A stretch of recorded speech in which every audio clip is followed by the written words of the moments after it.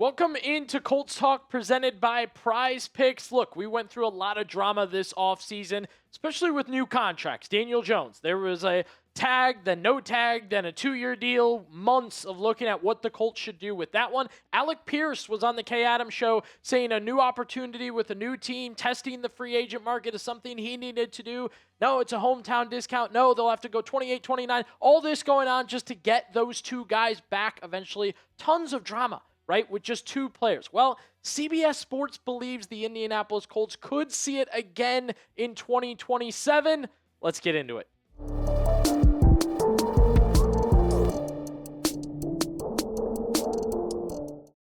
So, as I said, looking at the 2027 offseason, yes, a year from now, but definitely something we have to think about. And as we talk about this video and what we're getting into in this one with some extension rumors, should be noted, these could get done in between. We may not make it to 2027, but we'll see on that one. So, Quenton Nelson, Jonathan Taylor. You go from Jones and Pierce to Q and Taylor, right? Two big names, once again, set to be free agents for the Colts in 2027. CBS Sports basically saying, like, extensions are going to be tough, so they may want to start looking at franchise tags for one of these guys. Got to figure that out. Got to figure out extensions. All the while, with all this going on, with the Colts having to get this done, Chris Ballard is in the final year of his contract. He'll go into his 10th season as the GM of the Indianapolis Colts. So while we're trying to figure out how the Colts get this bad boy done, Chris Ballard, not necessarily going to be the guy to do it in general. Let's get to what Joel Corry of CBS Sports had to say here. The Colts have some unfinished financial business.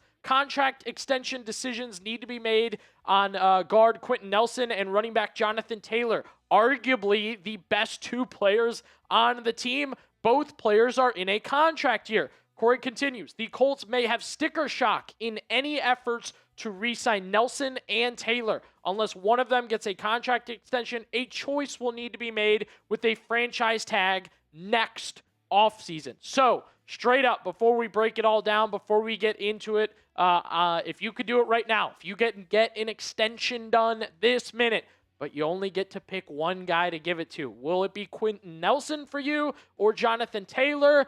Type Q or type T? Get down there and let us know in the comments section. So we have hinted, I don't want to say we've labeled it because we don't know yet, but we have hinted this could be Jonathan Taylor's last dance with the Indianapolis Colts. Ironically, coming off a Pro Bowl season, however, that is a heavily weighted in the first half, right? That second half, not quite as good. Look, the box was loaded. They really went at Jonathan Taylor in that second half of the season with Daniel Jones down. I don't necessarily blame him for that. He got an extension, 3 years, $42 million. That one coming to an end. So, look, he's been a guy for the Colts. And the biggest thing here was, and I've said this before, just when it looked like the injuries were piling up, the non-1,000-yard seasons were piling up, looked like Taylor was done, bam, 2 monster seasons bouncing back in 24 and 25. Again, he had you cooking when everybody else was cooking last year. However, it did kind of get to a point where Taylor was getting boxed up.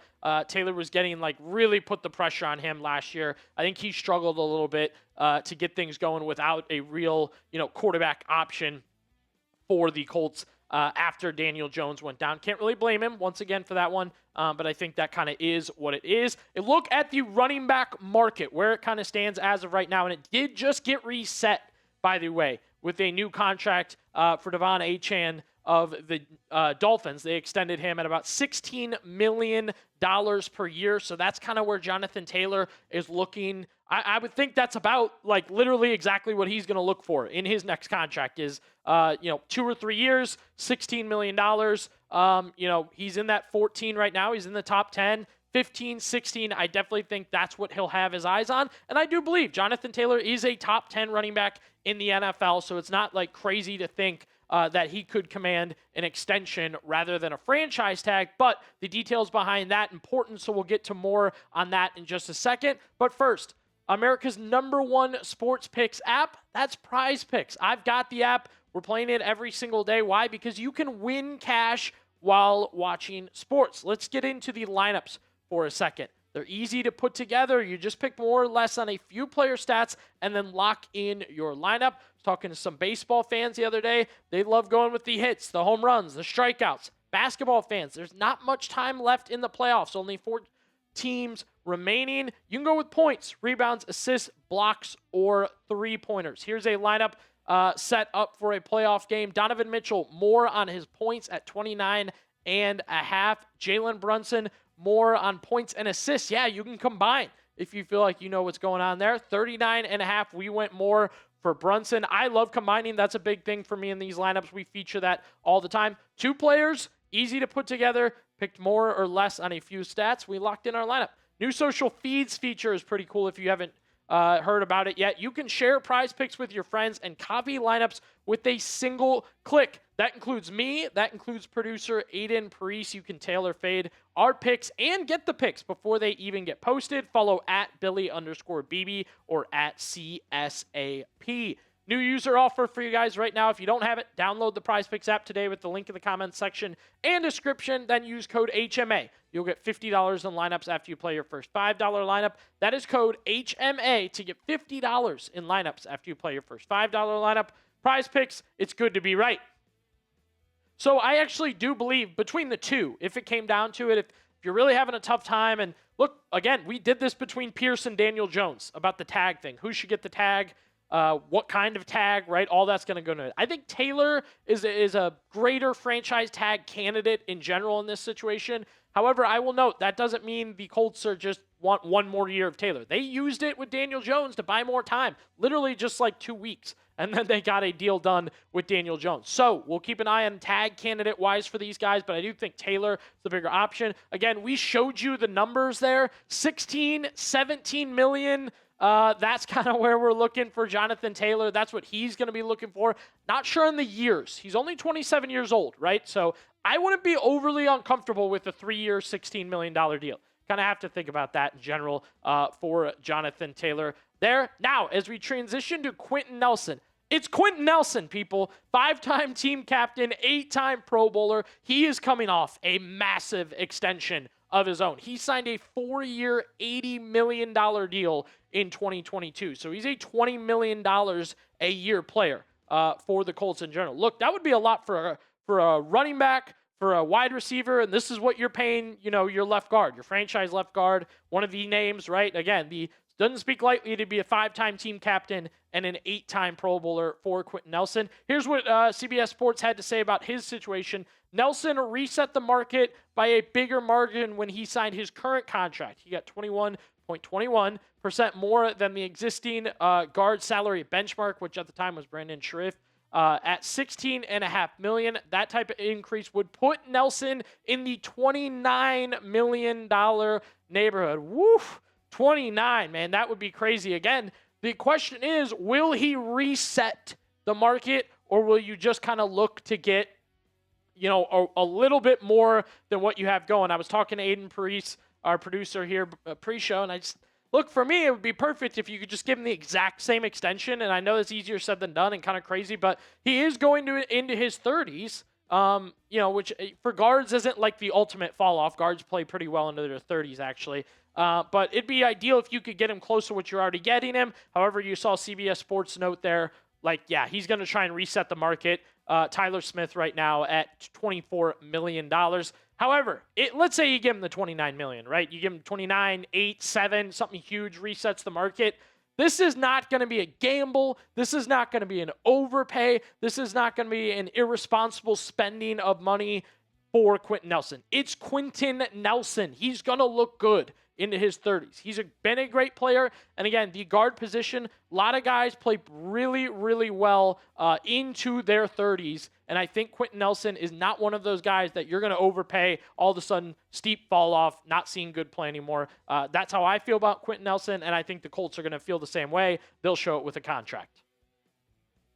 The NFL schedules are out, and I know you guys are eager to go see a Colts game in person, which is why we want to give a shout out to the sponsor of today's show. That is SeatGeek. The MLB is in full swing. NBA and NHL playoffs are here. Like I said, NFL schedule out. By the way, you can also get World Cup tickets on SeatGeek. I love using SeatGeek. It's always the app I recommend to my friends when we talk about going to a game. I know we're going to be using it during football season when it gets here. SeatGeek's got your back. That's what I love about them. Each ticket is rated on a scale of 1 to 10, so you know you're getting a good deal. When you look at all the tickets, hey, just look for green dots. Green means good, red means bad. And of course, I have a code for you guys today. Whether you're a new or existing user, you can use code CHAT10 for 10% off your next set of tickets at SeatGeek. That is code CHAT10. You'll get 10% off any tickets with promo code CHAT10. Make sure you click the link in the description and the comment section to download the app and have the code automatically added to your account so you can use it later. Thank you, SeatGeek. All right, now let's get to Chris Ballard, who has his own contract expiring. Year 10 will be the final year of his current contract. Ballard GMing for his job, or however you want to put it. And again, he'll head into year 10 here. You've got the 2 playoff appearances, 2 good years there. But in general, hasn't won the AFC South. I think that part's kind of crazy for Chris Ballard at this point in time. I know 10 years when we'll finish out here, that'll be feeling like a long time under Chris Ballard, and he kind of took over during a successful era, eased into some mediocre era, and that's kind of where the Colts are at this point in time with Chris Ballard. So while they're looking at Taylor, while they're looking at Nelson, Carly Ursay-Gordon is also going to have to look at her GM. And again, I will note, possible that that's something that gets done in week 4, 8, halfway. Like if they want to make things easier on themselves, they may do it in the preseason. Not every deal has to get done when the season is over. Before we get more into Ballard, I do want to ask you guys, what does Chris Ballard need to do to get an extension? That is my big question here. I know a lot of you guys are kind of done with that part of Colts history, the Ballard era, but I'm asking, what can he do to get more time to keep his job? Let me know down below. Would the playoffs do it? That was kind of where my mind wandered first. If the Colts get back to the playoffs in 2026, does that keep the job for Chris Ballard? Does that mean he'll still be the general manager of the Colts going forward? How many years do you want him to be the GM because he put this team together that makes the playoffs? I think it's a valid question. But if you guys said Super Bowl, I would understand too. And why? 10 years is a long time in general, right? I think we're seeing a lot of teams, even great coaches, great GMs, you get to 10 plus years. It's been a long time, right? You look at the Harbaughs and the situation in Baltimore. Just time goes on, time to mix it up, time to do something new. So I don't think you're crazy for saying you want a Super Bowl or nothing. I don't think you're crazy for saying playoffs or nothing, winning the division and making the playoffs. All those things definitely could be put of interest there for Colts fans. But overall, I keep thinking about Taylor, about Nelson, the fact that you just made the Sauce trade, like the big picture here for the Colts, the extensions they have to get done. Gonna be hard with a new GM. You're in a GM search while Quenton Nelson wants a new deal, while Jonathan Taylor wants a new deal. They're testing free agency. You don't have a GM. It's Carly Ursay-Gordon's second year, as an owner. Could be a very messy situation. I guess the benefit is we'll have to wait and see till next year.